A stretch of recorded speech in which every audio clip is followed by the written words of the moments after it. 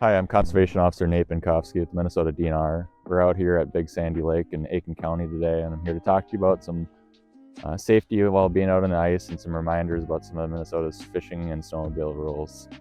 When it comes to ice safety, we need to look at the chart, the guidelines of the ice thickness that the DNR publishes in regards to ice when it comes to how much ice we need to have when we're out walking, taking a four-wheeler, taking a snowmobile, or taking a pickup truck out on the frozen bodies of water in the winter. Another good thing to have are a set of ice picks that are accessible.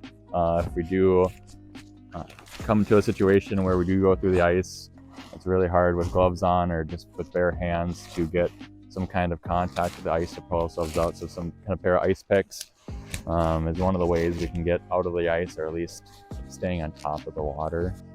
I always tell people never to trust other tracks you see out without testing it yourselves, whether they're snowmobile tracks, walking tracks, or truck tracks on the ice. Always try to make sure to test it with a spud bar or an auger before you go out yourself. Other places of concerns on lakes that are always situational are areas with springs underneath that keep the water moving, where the ice thickness is going to be less, as well as areas with moving water current, like rivers. Out in here at Big Sandy Lake, we have the Prairie River and the Sandy River. Both of those spots also, besides having current, also have bridges that go over them. And when we snowmobile under bridges, the ice condition is always less than favorable there. The salt from the roads gets onto the ice, as well as the bridge just insulating the ice below it. So those are some areas of concern when we're out here, and we need to make extra caution when we go out and ride. Just some reminders and some snowmobile regulations and rules before we go out on the trails or lakes. We just need to make sure that we have updated registration tabs on the snowmobile. We need to maintain a good speed on the lakes that's safe.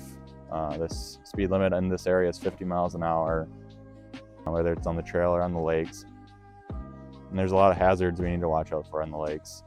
There's ice roads, there's chunks of ice, there's ice ridges from the wind and water, as well as debris from fish houses. There's people obviously out on the lake as well.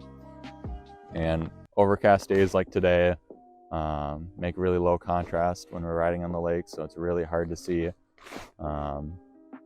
things like roads and other hazards we talked about while we're driving.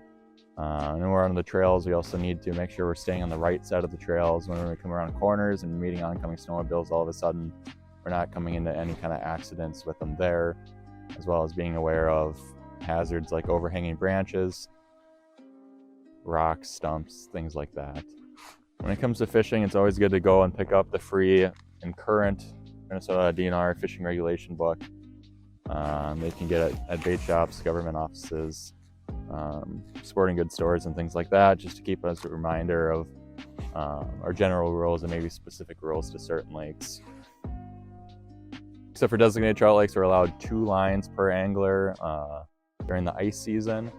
And we just need to make sure that if those lines are attended, if we decide to leave the ice house to maybe go see people in a different ice house or go do something else and we're not paying attention and seeing those lines, that we need to pull those up. And then if we're using tip ups, we need to just make sure that we're within 200 feet of those tip ups, just to make sure we're attending those lines. We also need to be concerned with having litter out on the ice. It's a big problem on area lakes, especially later in the season when the lakes are left from the permanent houses and are going to go back into open water. We need to make sure we remove all our trash, any kind of fish waste, human waste, maybe wood blocks we use to stabilize the house. All those things need to be removed from the lake. These are just some reminders on fishing and some of the regulations, as well as some ice safety tips to keep in consideration for this winter. Thank you.